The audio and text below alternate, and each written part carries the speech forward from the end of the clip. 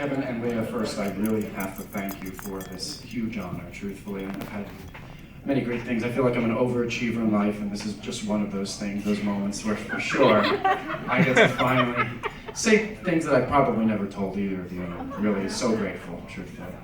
Kevin and I met back in 2002 at a game night. It was in Avon, New Jersey. He's going to say no, so I was going there. He'll say that we met in 2004, but that is incorrect because I know who Kevin was with at that party, and it was not Leah. So I can guarantee it was definitely 2002 for sure. We didn't really strike up a close friendship initially, and it wasn't really until about 2005 that Kevin was invited to come play dodgeball, and many of you are here, so that's always so nice to see. And Kevin and I really hit it off after that. So with dodgeball, I mean, obviously you find a common interest, and from there, then you're going out to eat, maybe grabbing a cup of coffee, and hanging out with other friends that naturally we may have not been close with initially.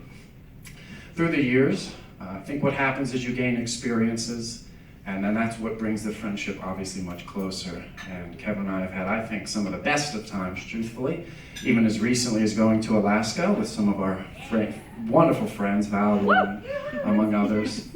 So that was one heck of a trip. And then I think what really ends up happening is your friendship is tested with some of the low points. And back in 2008, Kevin was one of the first people that I had told a very personal secret about myself, and Kevin was extremely, extremely supportive of me, and I know for a fact that that came from his parents. Mary, wherever you are, thank you. And your dad, even I miss very much, and that would obviously be a low point too. But that's what brings friendship closer together. So then you go to a couple years later, and then we're sitting at Pam, please raise your hand if you'd be so kind. Pam's 20th birthday party, excuse me. Sorry about having a mistake there. Pam's birthday party was a special day because, you know, we're there with about 30 people actually, and everyone's asking, how are you doing? And specifically, people were asking how Kevin was doing, and at that specific day, in August of 2014, 14, yes. Kevin was talking about this girl that he met, and we had no idea where any of this was coming from. Nobody necessarily had asked him. We just said, hey, how's work? How's life? And that's what ended up happening. Kevin, you went on for probably a good half hour to a point where some of the questions that we were asking, as friends normally do, were very inappropriate. Most of which, actually, I'm not going to tell you any of those questions, but there was absolutely a connection that you had already felt, even from first just seeing Leah, from that blind date. I'm sure that that was a very big deal for you. And then what ends up happening, you end up meeting Leah. Myself, obviously. I got the chance to do that only a few months later, and Ryan was a gracious host that night, so thank you. And immediately you can tell that you strike up a friendship, and then you really don't have to question anything about friendship anymore. Not that I ever did, but now I know why I'm so close to Kevin, because he gets to have Leah right next to him, who now I can absolutely consider is also one of my best friends of my entire life, truthfully. I call Leah and Kevin and text them probably on a weekly basis. I still do it. Most of our conversations are admittedly quite immature. But there are always those times where I just need somebody to talk to, and maybe vice versa. I find I tend to get more emotional over things in life anyway, so it's like, hey, Leah, Kevin, what do you think about this? I need some advice. And that's been going on for the last few years. We why this is really just such a huge honor.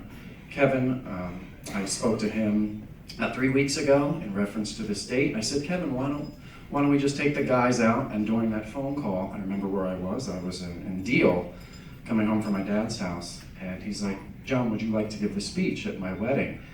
And then I mean, really, it's the pinnacle of friendship. I really can't imagine having a huger honor. And I'm really so thankful for that. And Leah was the one in the background. Ask him to talk, ask him to give a speech.